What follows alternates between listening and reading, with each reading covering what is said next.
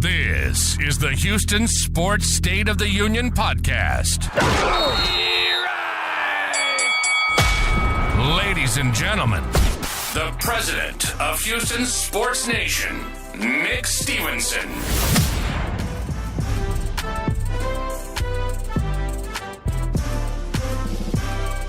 Alrighty.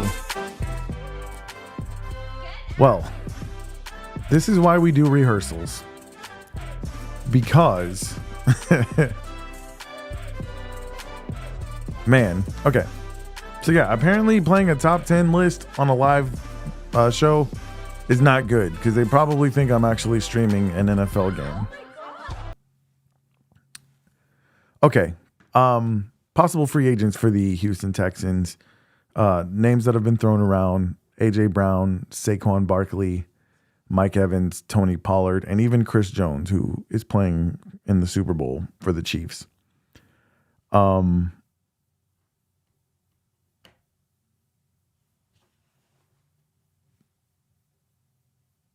don't know. Of all of those names, the only one that sounds slightly appealing to me would be A.J. Brown. And the reason A.J. Brown seems appealing to me is because one thing that was definitely missing from the Texans this year was a playmaker. They need a stud playmaker on the outside. Now, Nico Collins, let's be fair. Outside of Houston and Michigan, nobody really knew who he was prior to this season. Having C.J. Stroud throw you the ball will give you some recognition. So I think I did a poll on Facebook and I asked a bunch of you, what do the Texans need to do in the offseason? Overwhelmingly, I got offensive line. And I found that interesting because my brother brought up a point where he said that the Texans have already invested a lot of capital into the offensive line. They've invested draft picks. They've invested free agent money. They've put a lot into the offensive line. And for me, I think playmakers is definitely what they need. Running back, wide receiver. Brevin Jordan is kind of interesting because he came on. Obviously, he had a great game in the playoffs. But I was expecting him to do a whole lot more. And maybe even another tight end. We need guys that CJ can get the ball and they can do something with it.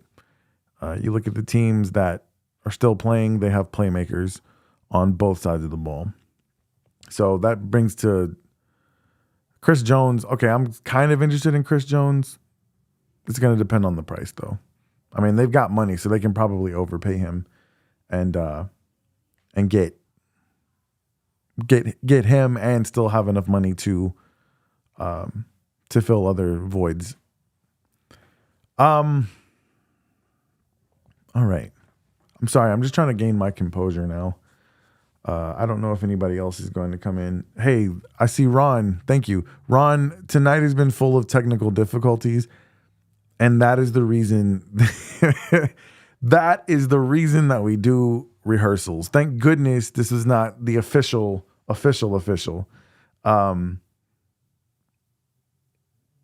Man. Yeah. So I learned a lot tonight and it's going to serve me well. I'm going to have to do yet another rehearsal before we get this thing started.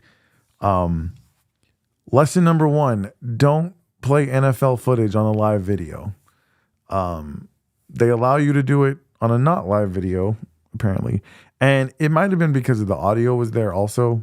The NFL footage that I've used and not gotten copyright flagged on, because YouTube said I was allowed to use the footage, but it also didn't have any audio.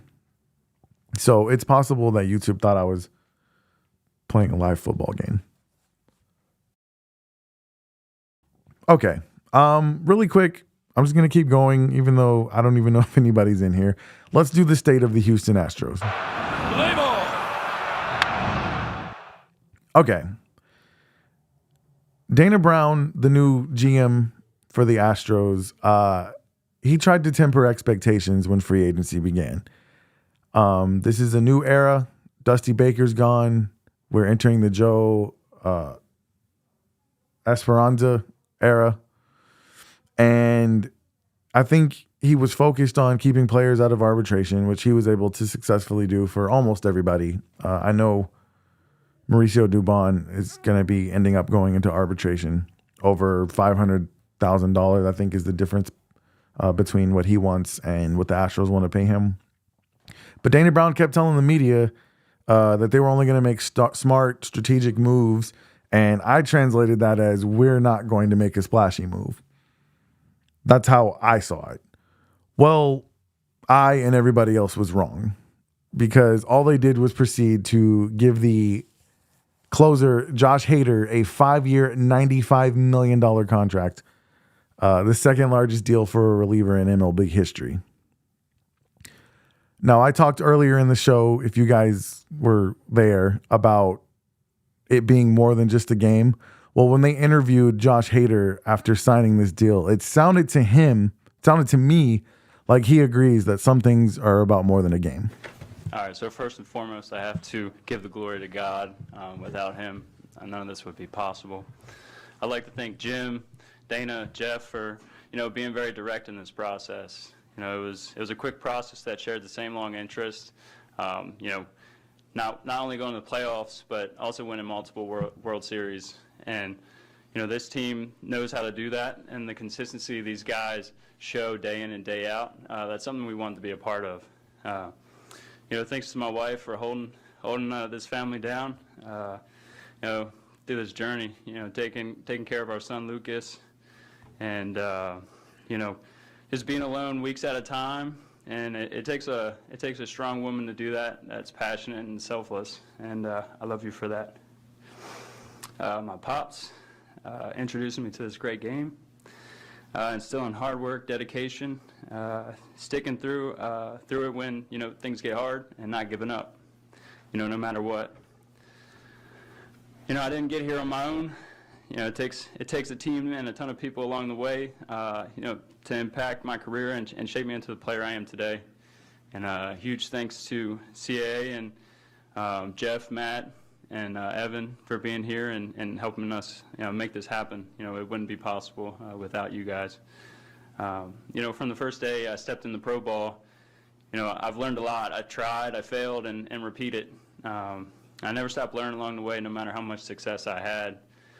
And, I'll leave you with this, Houston. I promise to give you all I have on the field and in the community. We're excited. We're excited to be here, to win now, and many years to come. So appreciate everybody here. And he said all the right things. And like I said, to me, it appears that he understands that sometimes baseball is more than just a game. I give him respect for shouting out his wife. You know what his wife is thinking. She's counting that money.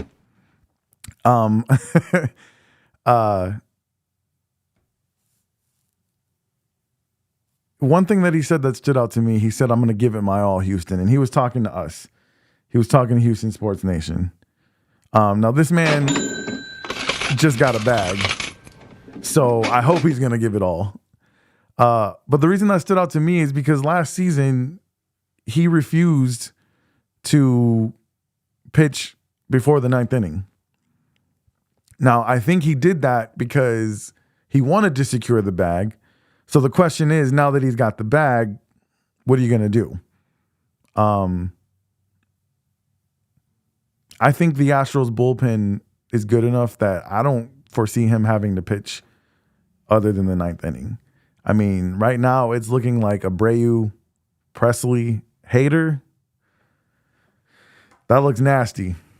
I got to tell you. This is Hader's stats from last season. 61 games. He only pitched 56 innings. Like I said, he absolutely refused to pitch outside of the 9th. 85 strikeouts, a 1.2 ERA, a 1.10 whip. The win-loss matter doesn't really matter as a closer. But that's why he secured that bag. The dude's legit. And the Astros, it is a huge deal that they got him. So, like I said, one of the things that stood out to me, though, is that he said, I'm going to give it my all. One thing that I will tell you about Houston Astros fans, about Houston fans in general, you give it 100% and you win, they're going to love you forever. They're going to love you forever. Sometimes they'll hate you and then they'll love you. Tracy McGrady. Yeah. But yeah, I think that it's a great pickup for the Astros. The question is now, what are we going to do about our in-house guys? What are we going to do about Bregman? What are we going to do about Tucker? What does this contract mean? I mean, this is a pretty rich contract. What does it mean? I'm assuming that means that they're out on people like Hector Neris. If anything has happened with Hector Neris or with any of the other pitchers in our bullpen, I apologize. I've been heavily focused for the last 2 days on this show, and I'm trying my best not to be rattled that we had these technical difficulties. But you know what? I talked about this earlier in the show, right? It's the controversy. It's the failures. That's what makes it so much better when you win, okay? And let's focus on that. Let's let that be the theme of this test run, is that without failure, you cannot appreciate victory. The baseball season's coming up soon, though, guys. I don't expect the Astros to do anything else major. Pitchers and catchers are going to be reporting on Valentine's Day. Aww. I'm sure all of the pitchers and catchers' wives are thrilled that they'll have to be in Florida. Not even the nice part of Florida. What is it, Kissimmee? I mean, Kissimmee's nice. But I'm sure they'd rather be doing something else on Valentine's Day. All right, really quick, let's talk about the state of the Houston Rockets. All right, the Rockets, of all three of our teams, or four of our teams, because I'm including the Dynamo, I apologize, are the most inconsistent of the three majors right now. They're currently sitting at 23 and 26. That's 11th in the West. I'm going to say they've still exceeded my expectations. Now, GM Rafael Stone said at the beginning of the season that this year isn't about wins and losses. Fans didn't want to hear that because we're tired of losing. I get it. I got to imagine he's not saying something like that unless Tillman Fertitta said that first. Because if the boss is about wins and losses, then you better be about wins and losses too. But he said it's not about wins and losses. It's about the improvement on the floor. If that's true, then I think you got to call this season a success so far. They have made improvements in every aspect of the game. They look like they're actually playing organized basketball instead of pickup ball or AAU ball. But their consistency is really what's been the problem. Mostly from former number 2 pick Jalen Green. Now, I have to admit, I've been super impatient with Jalen Green. There's been a few times that I have gotten on Facebook, Instagram, and said, we got to have a serious talk about Jalen Green. The problem is, man, I keep forgetting that Jalen Green is 21 years old. He's 21. He's a baby. What were you doing at 21? Well, he's almost 22, but still, when you were 21, almost 22, what were you doing? He's a kid, and he's closer to being my kid's age than he is to being my age. And I'm about to be 40, and I still really haven't figured shit out. Like, ask my wife, she'll tell you. I'm still trying to figure some things out. I'll tell you what I was doing at 21. I was selling fine jewelry at the mall. That was my job. I had 2 jobs, actually. My other job was a teller at a Wells Fargo bank. And I was not the best of either of those. I was probably a little bit better at selling jewelry. I was a very nice teller. But I'll tell this story, and this is why we can't be so hard on Jalen Green, because think about what you were doing. If when you were 21, You were at the top of your profession, more power to you.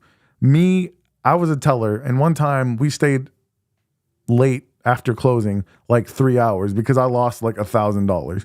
My drawer was $1,000 short. And everybody was looking at me like, they didn't search me or anything. But I was like, but dude, I promise you I did not try to steal money. Like, I need this job. I just got married. Long story short, we found that $1,000 like underneath the drawer, in my drawer. Okay, so that's what I was doing when I was 21. He's just a baby, man. So you have to ask yourself, when you were 21, not only were you the top in your profession, did you have to compete against adults who had been doing it for years, knew all the tricks of the trade? Like, Jalen Green was in high school 4 years ago. Like, we gotta just kind of pump the brakes, man. Like, give him some time. Jalen Green's career numbers, the reason I want to show these is because they're not great, okay? 19.5 points, yes, but obviously he's not very efficient. He's shooting 41.9%, 33.5 from three. He plays about 33.6 minutes a game over the last 3 seasons. He's played 191 games. Before I continue, can someone tell me why Jalen Green in this picture, why does he look like he just dropped Thriller? He looks just like Michael Jackson, bro. I'm sorry. Look at him. He looks like he just quit the Jackson 5. Like, if Jalen Green does not moonwalk out of the tunnel in the next game, then I'm going to have a problem with him. Bro, he's even doing the pose. If he don't come out doing this, then I'm going to be pissed. Oh, my goodness. I want to show you another player's first 3 seasons, and let's compare to Jalen Green.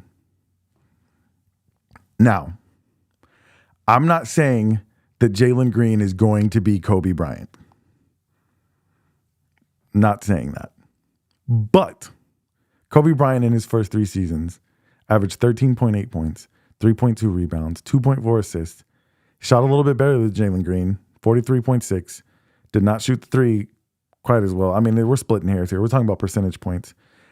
And to be fair, he only played 26.5 minutes a game, but that's because he only played 15 minutes a game his rookie season. By his 3rd season, he was playing damn near 40. But all I'm saying is, at 3 years into Kobe's career, I lived in Los Angeles at the time. Nobody was saying get rid of Kobe Bryant. Nobody was saying we got to trade this guy. Okay. He was probably 20, 21 years old, just like Jalen Green. So my point is that Jalen is young, man. He's just young. Jalen Green's last 5 games, and this doesn't count last night's game. I apologize. I was preparing and did not calculate these stats. But the previous 5 games before they lost to Minnesota last night, 26.8 points, 7.8 rebounds, 3.8 assists. The efficiency is what I like. He could do a little bit better at 3, but 51.1 field goal, I'll take that. I'd like to see his 3-point percentage go up a little bit. He scored 30 points in 3 of the last 5 games before last night. He's just young, man.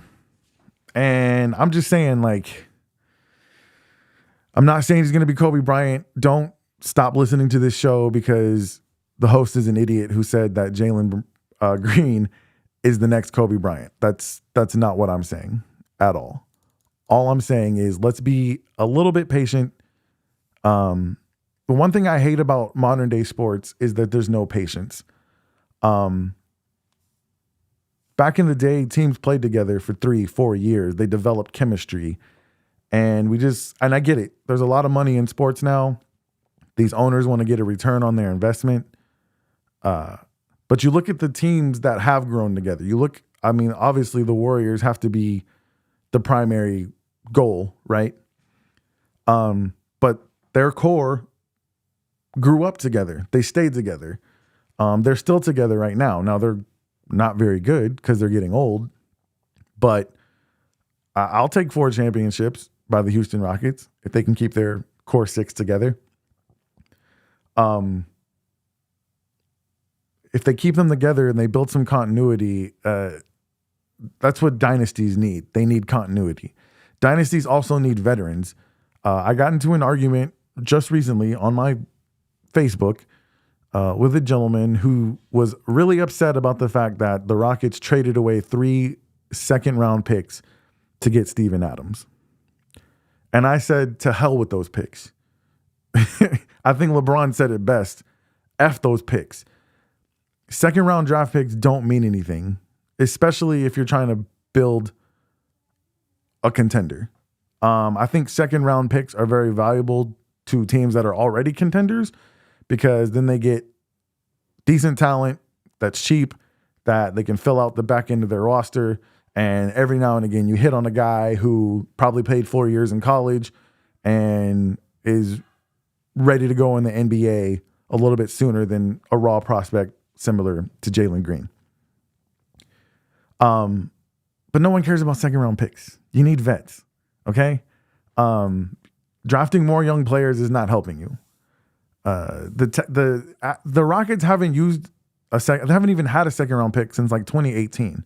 They don't care about second-round picks.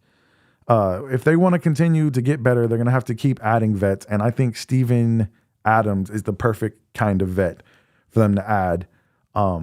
They've already got Dylan Brooks. They've already got Fred VanVleet. So if these young players can start developing like Cam, Amin, Jalen needs to get better, I think that somebody like Steven Adams helps them out a lot. Now, his numbers don't jump off the page. I mean, in the day and age we live in, this is a really good center. 9 points, 8 rebounds, 1 assist, 26.8 minutes over the last 10 seasons. Now, he has averaged double-digit rebounds in the last 2 seasons before getting injured. And if you guys don't know, he will not be playing this season at all. This is a move for next season, which tells me that Rafael Stone was probably telling the truth when he said it's not about the wins and losses. It's about getting better on the floor. And I think this move is a next season move. So, Jalen Green, I want to be patient with him. I'm not saying he's in the clear. He's definitely got to get better. Can he play with Alp? That's the question. Because Alp has clearly established himself as the best player on this team. And I think they can play together. I hope they continue to build some continuity like teams used to do in the old days. I'm optimistic. I think they can do it. I'm a fan of Jalen Green. I know he's been struggling. But like I said, what were you doing when you were 21 years old? All right. Before we close, let's do the state of the Houston Dynamo.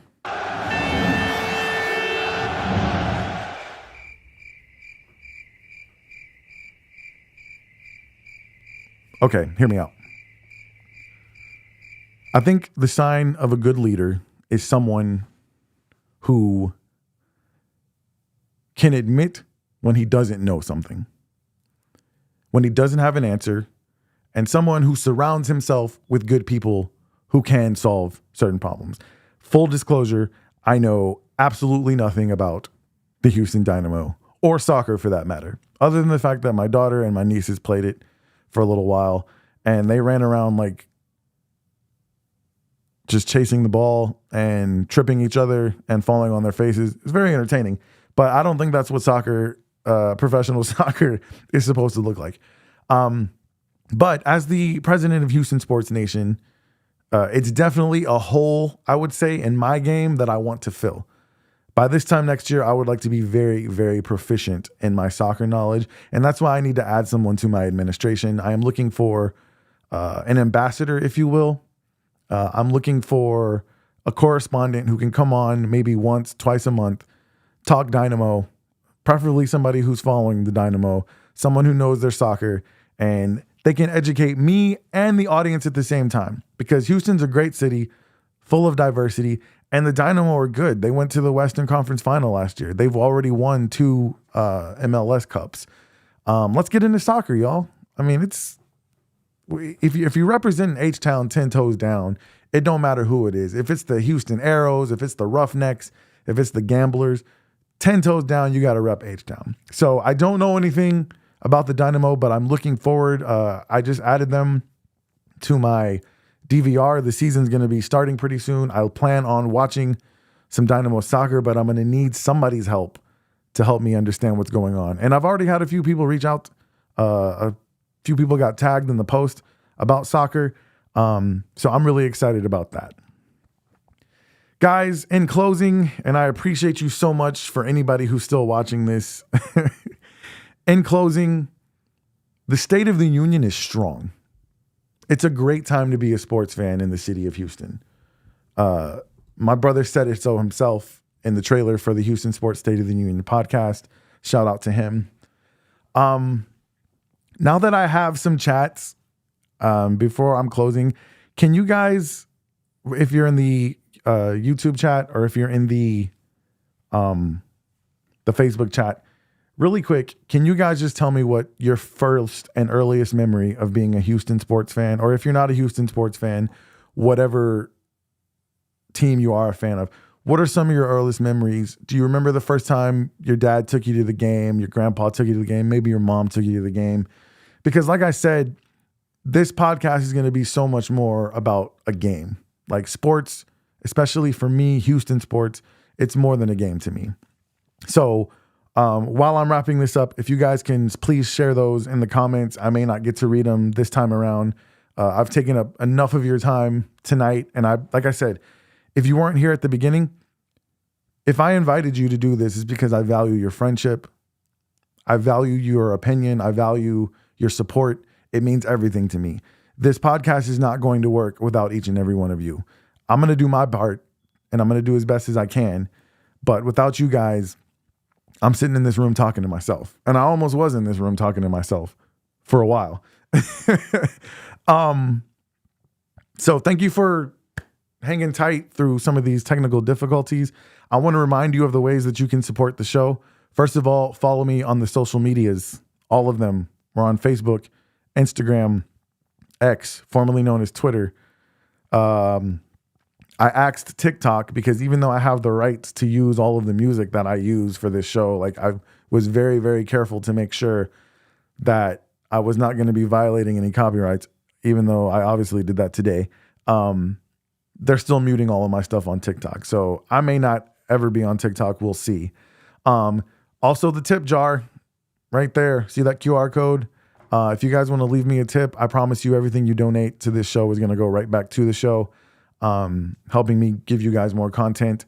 I'm trying to get an LLC put behind Stevenson Media. So that is coming very, very soon.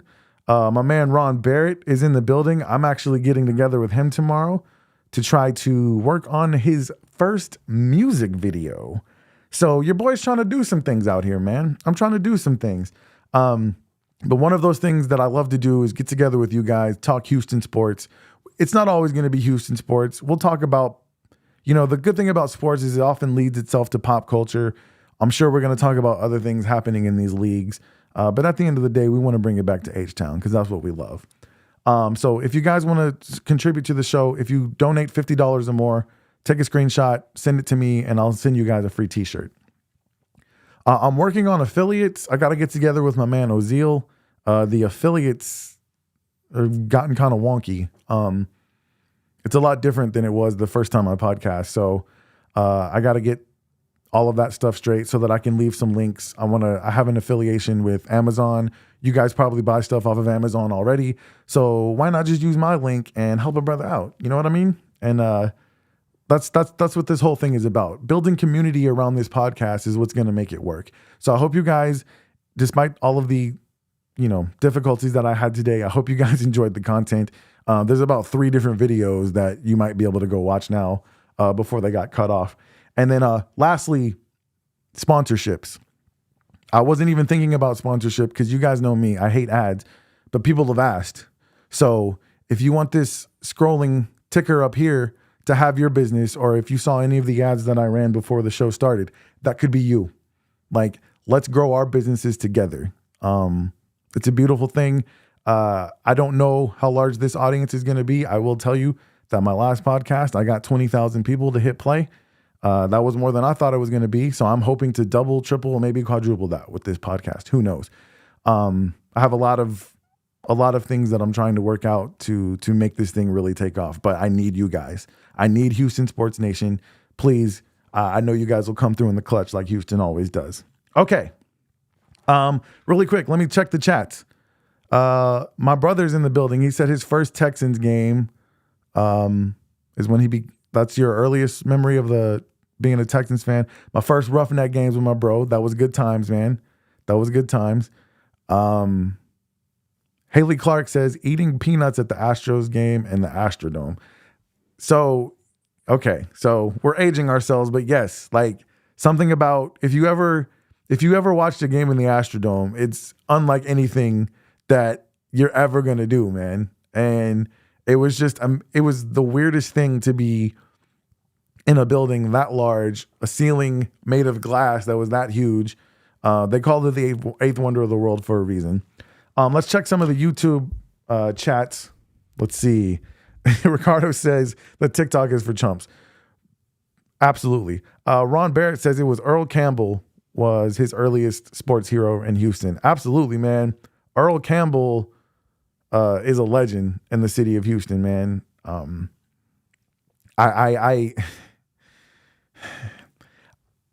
The Oilers are one of those things. If you guys watched, our pregame show, the Houston Sports Weekend Review after they beat the Titans, the Oilers is like, it's a sensitive spot for me because like I said earlier in the show when it first started, none of my family was Oilers fans for some reason. So like I just didn't have in my heart to be an Oilers fan. I didn't really have a football team at that time. I liked Troy Aikman. I liked Emmitt Smith. I liked Michael Irvin, Moose Johnston, but I didn't consider myself a Cowboys fan. I was just a fan of those individuals. I'm never, ever, ever, ever going to claim that I was a Cowboys fan. Okay. But guys, thank you so much for hanging in. This was fun despite all the technical difficulties. I'm probably going to do another one. We're going to get this thing right before we go live and in living color. It is my pleasure, as always, to be your gracious and humble host. I know I self-appointed myself as your president, but I assure you I'm here to do the business of the people. And I hope that you guys will come and allow me to do this for many, many episodes. All right, guys, I love you guys very much. Y'all have a good night.